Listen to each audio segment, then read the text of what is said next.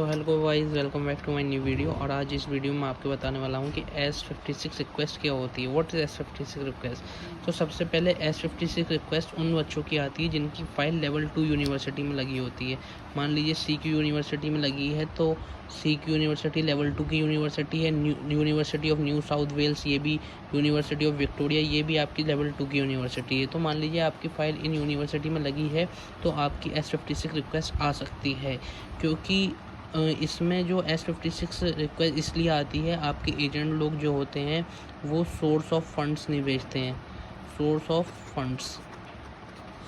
Funds मान लीजिए जो आपने फंड्स दिखाया है वो कहाँ से आया है, मतलब कहाँ से आया है वो फंड, कहाँ से मतलब किस रूप में है, मतलब कौन सी सोर्स से वो आपका फ़ंड आया है। तो इसके रिगार्डिंग वो डॉक्यूमेंट मांगते हैं S56 रिक्वेस्ट के थ्रू कि आप हमें अपना रिक्वेस्ट सेंड करिए। अभी एक बच्चा जो है उसकी S56 रिक्वेस्ट आई थी 1 मई को उसकी S56 रिक्वेस्ट आई। उन्होंने मांगा था उसका बिज़नेस जो होता है, जो आपने दिखाया है उसका फ़ोटो, कि आप अपने बिज़नेस का फ़ोटो सेंड करिए हमें। तो उन्होंने 5 मई को जो है उस S56 रिक्वेस्ट का रिप्लाई दिया और उन्होंने उसमें फ़ोटो अटैच करके मतलब उनको दे दिया। मतलब फ़ोटो जो था उन्होंने अटैच करके एम्बेसी में सेंड कर दिया और एम्बेसी वालों ने उसी दिन, उस 5 मई के बाद 10 मई को उसका वीज़ा जो था ग्रांट हो गया। तो S56 रिक्वेस्ट आते ही आप अपने एजेंट्स जो होते हैं, एजेंट से बोलिए उसका रिप्लाई 2 से 3 दिन के अंदर एम्बेसी के पास चला जाना चाहिए। नहीं तो इससे एम्बेसी के ऊपर नेगेटिव इफ़ेक्ट पड़ता है कि बच्चा क्यों नहीं भेज रहा है, क्या रीज़न है, वो उसके पास डॉक्यूमेंट है नहीं या अरेंज करवा रहा है बच्चा कहीं से डॉक्यूमेंट, तो नेगेटिव इफ़ेक्ट पड़ता है। और अब मैं आपको बताने वाला हूँ कि S56 रिक्वेस्ट आते ही आपको क्या करना चाहिए।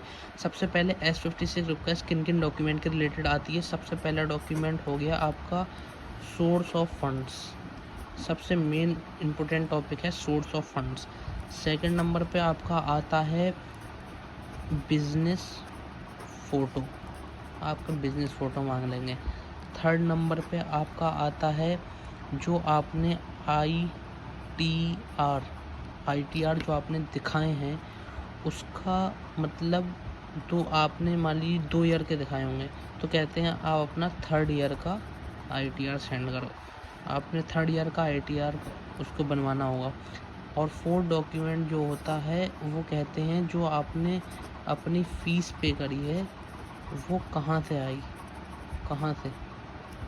तो आपको उसका सोर्स देना पड़ता है कि हमारे अकाउंट में पैसे थे, हमने उस अकाउंट से फ़ीस पे करी है, बस उसकी स्लिप आपको देनी पड़ेगी उन लोगों को, तो आपकी फ़ीस पे हो जाएगी।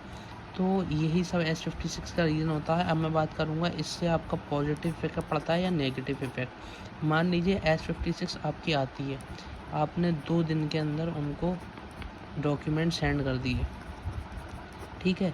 अब वो ये देखेंगे कि हाँ हमने उससे डॉक्यूमेंट मांगे, तो बच्चा हमें डॉक्यूमेंट देना भूल गया होगा, तो उन्होंने इसलिए हमें डॉक्यूमेंट दे दिए।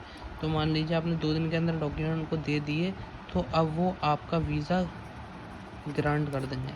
और आपने 2 से लेके उन्हें 10 डेज़ के अंदर डॉक्यूमेंट नहीं दिए, तो वो आपका वीज़ा रिफ्यूज़ कर देंगे और उसमें डाल देंगे आप ऑस्ट्रेलिया आओगे और वापस नहीं जाओगे अपने घर। यही सब चीज़ उसमें होती हैं बस। मान लीजिए आपका वीज़ा आना होगा तो आ जाएगा, नहीं आना होगा तो नहीं आएगा।